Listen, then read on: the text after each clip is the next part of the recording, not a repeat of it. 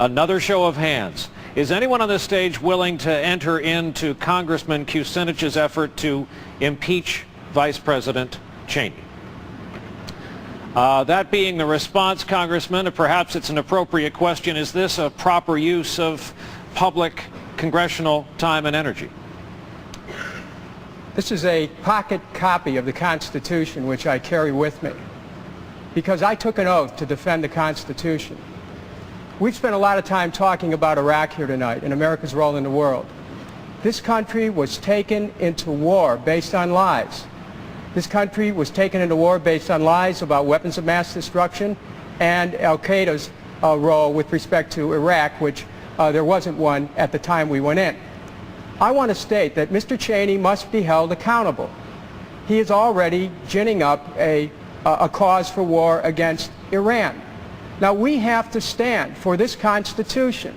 We have to protect and defend this Constitution. And this Vice President has violated this Constitution. So I think that while my friends on the stage may not be ready to take this stand, the American people should know that there's at least one person running for president who wants to reconnect America with its goodness, with its greatness, with its highest principles, which currently are not being reflected by those who are in the White House. Time has expired. Congressman, thank you.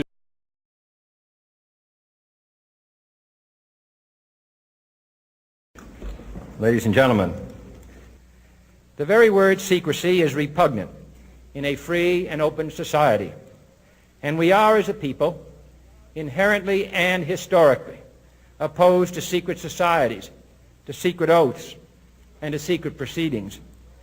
We decided long ago that the dangers of excessive and unwarranted concealment of pertinent facts far outweighed the dangers which are cited to justify it.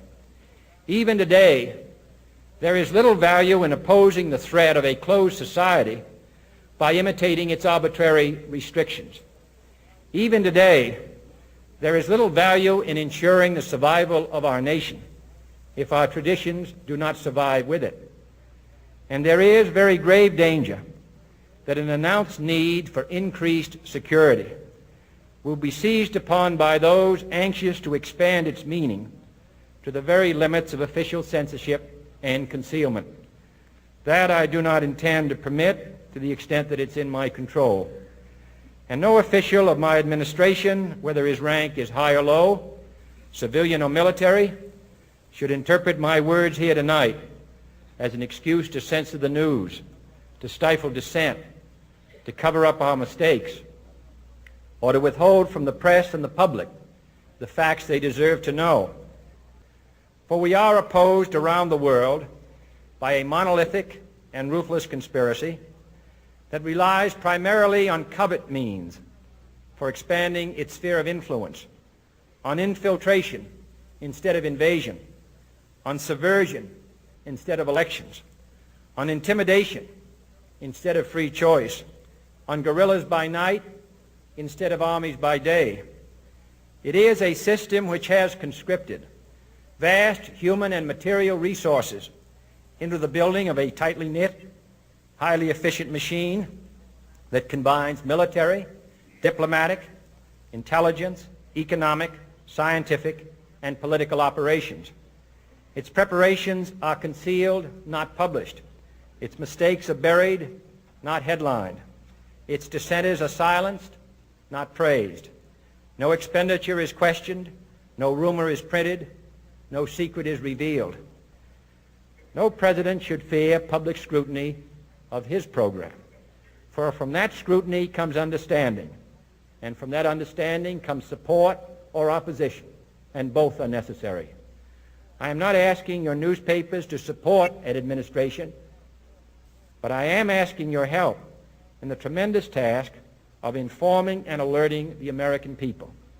For I have complete confidence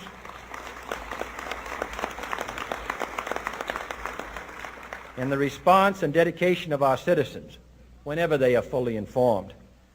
I not only could not stifle controversy among your readers, I welcome it. This administration intends to be candid about its errors. For as a wise man once said, an error doesn't become a mistake until you refuse to correct it.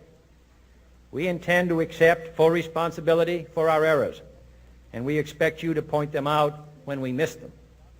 Without debate, without criticism, no administration and no country can succeed, and no republic can survive. That is why the Athenian lawmaker Solon decreed it a crime for any citizen to shrink from controversy. And that is why our press was protected by the First Amendment, the only business in America specifically protected by the Constitution, not primarily to amuse and entertain, not to emphasize the trivial and the sentimental, not to simply give the public what it wants, but to inform, to arouse, to reflect, to state our dangers and our opportunities, to indicate our crises and our choices, to lead, mold, educate, and sometimes even anger public opinion. This means greater coverage and analysis of international news, for it is no longer far away and foreign, but close at hand and local. It means greater attention to improved understanding of the news, as well as improved transmission. And it means, finally, that government at all levels must meet its obligation to provide you with the fullest possible information outside the narrowest limits of national security. And so it is to the printing press, to the recorder of man's deeds, the keeper of his conscience, the courier of his news, that we look for strength and assistance, confident that with your help, man will be what he was born to be, free and independent. We have before us the opportunity to forge for ourselves and for future generations a new world order, a world where the rule of law, not the law of the jungle, governs the conduct of nations. When we are successful, and we will be, we have a real chance at this new world order, an order in which a credible United Nations can use its peacekeeping role to fulfill the promise and vision of the UN's founders. What is at stake is more than one small country.